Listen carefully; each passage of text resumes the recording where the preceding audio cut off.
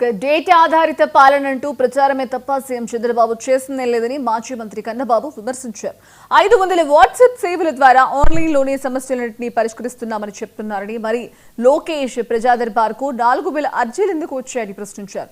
ప్రతిసారి ఓ కొత్త పదంతో పబ్లిసిటీ చేసుకుంటూ మోసగించడం చంద్రబాబుకు అలవాటని విమర్శించారు. సచివాలయం వంటి వ్యవస్థలను తెచ్చి జగన్ చరిత్రలో నిలిచారన్నారు. అసలు ఈ రాష్ట్రంలో తుఫాన్లో ఎంతమంది రైతులు పంట పోయిందంటే డేటా లేదు, ఎంతమంది రైతులు నష్టపోయారంటే డేటా లేదు, ఎన్ని రోడ్లు పాడైపోయినాయంటే డేటా లేదు. అసలు మీరు వచ్చినప్పటి నుంచి 16 నెలల్లో మహిళల మీద ఎన్ని అత్యాచారాలు జరిగినాయి అంటే డేటా లేదు, ఎన్ని మటలు జరిగినాయి అంటే డేటా లేదు, ఎంతమంది రైతులు ఆత్మహత్యలు చేసుకున్నారంటే డేటా లేదు. ఈ కొత్తగా ఒక పదం పట్టుకుంటాడో దాన్ని మార్కెటింగ్ చేస్తూ ఉంటారు. ఇప్పుడు ఏంటి, డేటా ఆధారిత గవర్నెన్స్ అంటారు.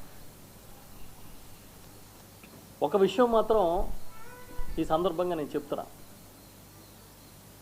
స్థానిక స్వపరిపాలన, ప్రజల వద్దకు పాలన, ఇలాంటి ఒక విజన్కి,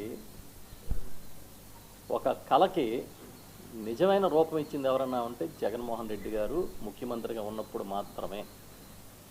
లోకేష్ గారు 4 గంటల సేపు ఉంటే 4000 దరఖాస్తులు, పిటిషన్లు వచ్చినాయంట.